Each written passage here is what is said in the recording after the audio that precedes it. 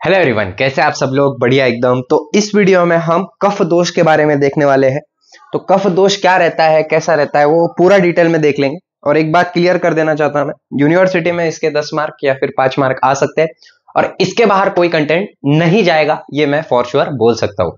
Video के and तक बने रहे आप, वीडियो के एंड तक देख लिया आपने तो कफ दोष आपका एकदम क्लियर हो जाएगा, ये मेरी गारंटी है। तो स्टार्ट करते हैं हम निरुक्ति से। तो केन फलति इति कफा, केन फलति इति कफा, इसका मतलब क्या है? जो बॉडी में स्निग्धता प्रदान करता है, जो शरीर में स्निग्धता प्रदान करता है, चिपचिपापना प्रदान करता है, उस दोष को हम क्या बोलते हैं? कफ दोष बोलते हैं। ठीक है, उसके बाद पर्याय देख लेते हैं इसके। तो श्लेष्मा इसका पर्याय है, बहुत इंपॉर्टेंट है ये। श्लेष्मा याद रखना है आपको। श्लेष्मा जहां पर भी दिखा, यहां पर इसका मतलब ये होता है कि यहां पर कफ की बात हो रही है। तो श्लेष्मा का मतलब क्या है? तो उसका मतलब है जोड़ के रखने वाला, चीजों को जोड़ के रखने वाले को क्या बोलते हैं? श्लेष्मा बोलते हैं। उसके बाद बलास, बलास का मतलब होता है बल देने वाला, जो बल देता है उसको हम बलास बोलते हैं। उसके बाद पांच भौतिक संगठन इसका पृथ्वी एवं जल, मतलब इसका पांच भौतिक संगठन क्या है? पृथ्वी और साथ ही साथ जल, ये इसके दो पांच भौतिक संगठन है। उसके बाद इसके कफ दोष के सामान्य कार्य क्या है? तो इसके सामान्य स्थान क्या है? तो ऊर कंठचरो क्लोमा गर्भानामाशयो रस मेदोग्रानच्च जीवा कफस्य सुतुर्मार। श्लोक याद करना है क्या? यस, बिल्कुल याद करना है। जो श्लोक डालता हूं ना मैं, बहुत सारे बच्चे बोलते हैं इंपॉर्टेंट श्लोक दे दिया करो भैया, तो इंपॉर्टेंट श्लोक बहुत सारे हैं, तो वो वीडियो लेक्चर के अंदर रहते हैं उस टॉपिक के, तो वो याद कर लिया करो आप। ओके, सो ऊर कंठ शीर क्लोम परवानामाशय रस मेदोग्रानच्च जीवा कफस्य सुतुर्मार, ये इसके क्या है? सामान्य स्थान है। तो सामान्य स्थान कौन से है? तो ऊर प्रदेश हो गया हमारा। ऊर प्रदेश इज नथिंग बट जो अपर का पार्ट रहता है, ऊपर का पार्ट रहता है, उसको ऊर प्रदेश बोलते हैं। बहुत अच्छे से पता होगा आपको, ये बहुत सारे लेक्चर देख लिए होंगे आपने। ऊर प्रदेश मतलब होता है अपर रेस्पिरेटरी ट्रैक का एरिया। उसके बाद कंठ प्रदेश, कंठ मतलब ये वाला प्रदेश जो भी हमारे थ्रोट का प्रदेश है उसको। शीर मतलब हमारा सर, ये भी होता है। क्लोम, क्लोम मतलब हमारे लंग्स। उसके बाद पूर्व संधि, पूर्व संधि क्या रहती है ये आप मेरे को बताओगे। ओके, उसके बाद आमाशय, आमाशय मतलब अपना हमारा जठार, जठार मतलब क्या? आमाशय का मतलब क्या? स्टमक। रस धातु, रस धातु जितना भी है वो किस कफ का अधिक रहता है, उसमें कफ ज्यादा रहता है। मेद में कफ ज्यादा रहता है। घ्राण प्रदेश, नाक का जितना भी प्रदेश है वो वाला प्रदेश। जीवा मतलब हमारी जबान, जबान का प्रदेश, ये भी यहां पर भी कफ का अधिक बहुत ज्यादा होता है। इसके बाद की बात कर लेते हैं हम। एक और चीज याद रखो कि चरक ने, आचार्य चरक ने ऊर प्रदेश को मुख्य स्थान बताया है कफ का। ऊर प्रदेश को मुख्य स्थान बताया है कफ का, चरक, आचार्य चरक ने। याद रहेगा आपको, वेरी गुड। उसके बाद की बात कर लेते हैं हम आगे की। कफ दोष के गुण क्या है? तो देखो श्लोक बहुत प्यारा श्लोक है, याद करना ही है आपको। स्निग्ध शीतो गुरु मंद लक्षण स्थिर कफा, मतलब जो गुण है, जो भी उस वो कफ दोष जो भी बताता है, तो कफ दोष के गुण क्या है, कैसा रहता है वो? तो सबसे पहले स्निग्ध रहता है, चिपचिपा रहता है, शीत रहता है, ठंडा रहता है, गुरु रहता है, बड़ा रहता है, मंद रहता है मतलब इधर से उधर कैरी नहीं कर पाता वो, स्लक्षण रहता मतलब बहुत ही ज्यादा ऐसे नीचे गिर गया। हनी, हनी देखा है आपने? शहद देखा है? तो शहद को नीचे डालोगे आप तो वो ऐसा एकदम चिपक जाता है ना, तो वैसे है वो। साथ ही साथ स्थिर है, मतलब एक ही जगह पर रहता है। ये सारे गुण जिसमें है वो कफ है। क्लियर हो गया? गुड। उसके बाद इसका प्राकृत रस क्या है? तो इसका प्राकृत रस है मधुर रस, मतलब मीठा ही है। साथ ही साथ अगर ये विकृत हो गया, खराब हो गया, तो इसका लवण, लवण हो जाता है रस में, मतलब जो टेस्ट है इसका वो लवण के जैसा आता। मधुर मतलब मीठा, लवण मतलब खारा टेस्ट आने लगता अगर ये विकृत अवस्था में चला गया, तो खराब अवस्था में चला गया। तो इसका प्राकृत वर्ण क्या है, मतलब दिखता कैसे है ये? तो श्वेत रंग का है। श्वेत मतलब व्हाइट, व्हाइटिश कलर का देखने को मिलता है। उसके बाद जो कफ दोष है उसके सामान्य कार्य क्या है? तो देखो श्लोक बहुत प्यारा लिखा हुआ है, याद करना ही है। श्लेष्मा स्थिरत्व स्निग्धत्व संधिबंध समाधि।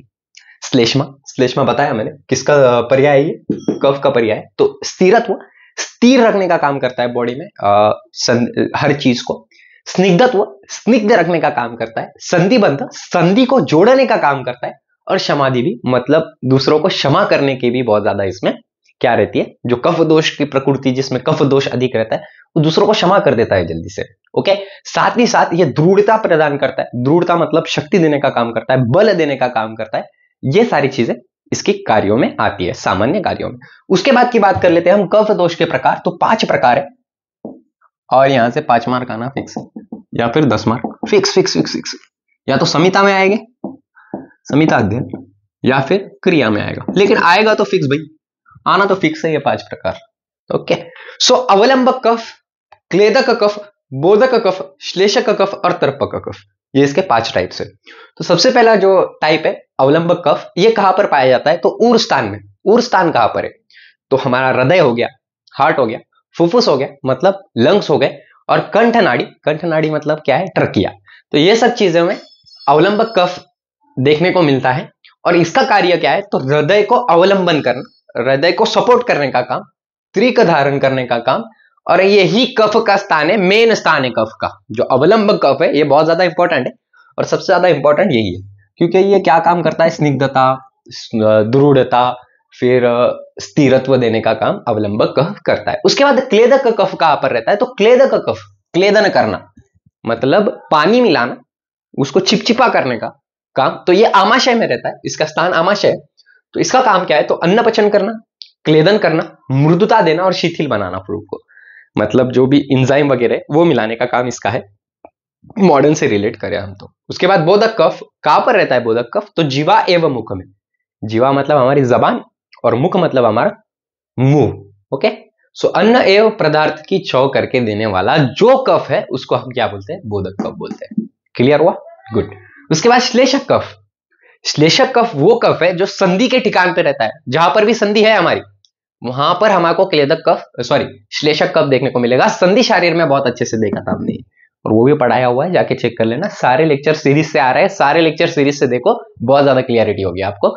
फर्स्ट ईयर क्या यार 70+ आ जाएगी आपको अगर सारे लेक्चर आपने ढंग से देखे तो स्निग्ध एवं पिच्छल गुण से संधि को बांध कर रखने का काम श्लेषक कफ का है। उसके बाद तर्पक कफ। तर्पक कफ का आप देखने को मिलता है शीर के स्थान पर, सिर के जो सिर रहता है हमारा वहां पर देखने को मिलता है। काम क्या है इसका? तो स्निग्ध, सांद्र एवं मधुर से इंद्रियों का पोषण करना, शीर प्रदेश में मस्तिष्क का संरक्षण करना, ये तर्पक कफ का काम है। अब इसके बाद जो पॉइंट आने वाला है, one of the most important point, और वो पॉइंट कौन सा रहेगा? क्षय और वृद्धि, बढ़ जाना और कम हो जाना। बढ़ जाना मतलब वृद्धि होना, और क्षय मतलब कम हो जाना। बॉडी में अगर ये कम हो गया, ज्यादा हो गया तो क्या होता है? तो वो देखने वाले, तो मेरे को मिटा दें दो, तब तक आप ये स्क्रीनशॉट ले सकते हो। तो यहां पर हम कफ वृद्धि देख लेते हैं। One of the most important point में से एक पॉइंट है ये, जहां पर वृद्धि और क्षय आई, समझ जाना ये पेपर का कंटेंट है, पेपर में आने वाला कंटेंट है। सो देख लेते हैं हम। सबसे पहले कफ वृद्धि देख लेते हैं। तो श्लेष्मा अग्नि सदन प्रेस कालस्य गौरवम श्वेत शैत्य शलांगत्व श्वास का सती निद्रिता। मतलब क्या है इसका?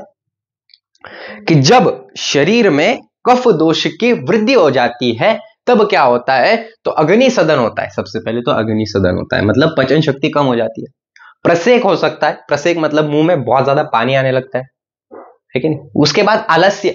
आलस्य मतलब मालूम ही होगा आपको, मेरे में भी है, आप में भी है, सब में ही रहती है आलस्य।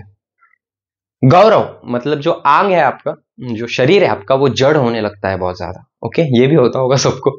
उसके बाद श्वेत्य, जो त्वचा का वर्ण है, जो स्किन का कलर है वो चेंज हो जाता है। उसके बाद शैत्य मतलब आंग में ढीलापन होना बहुत ज्यादा। उसके बाद श्वास कासती निद्रता, खांसी आने लगती है, और साथ ही साथ नींद बहुत ज्यादा आती है। हो सकता है आप में कफ की वृद्धि हो गई हो, क्योंकि सारे लक्षण देखने को मिल सकते हैं आपको। सिर्फ पचन शक्ति अच्छी होगी आपकी, है ना, बाकी के सब आपने को ऐसा लगता है ना कि कफ वृद्धि हो गई है, क्योंकि ये सारे लक्षण देखने को मिलते हैं। कफ की वृद्धि हो गया, ये वृद्धि है। और ये क्षय, क्षय मतलब अगर कफ बॉडी में से क्या हो, कम हो गया तो क्या होगा? तो बहुत छोटा श्लोक है, देखो, श्लेष्म शयाना शून्यत्व कफे भ्रम। मतलब जब श्लेष्मा बॉडी में कम हो जाता है तब क्या हो सकता है? तो हमको भ्रम आना, भ्रम हो सकता है। भ्रम का मतलब एकदम सिंपल लो, भ्रम का मतलब होता है चक्कर आना। क्या करना? चक्कर आना। इतना ही इसका क्षय है। Is it clear to all of you? Good. So यहां पर हमारा कफ दोष भी खत्म होता है, इसके बाहर कुछ नहीं जाएगा, फॉर श्योर कुछ नहीं जाएगा। So thank you so much, have a great day. और नए होंगे चैनल पे तो सब्सक्राइब करना बिल्कुल मत भूलो। Thank you.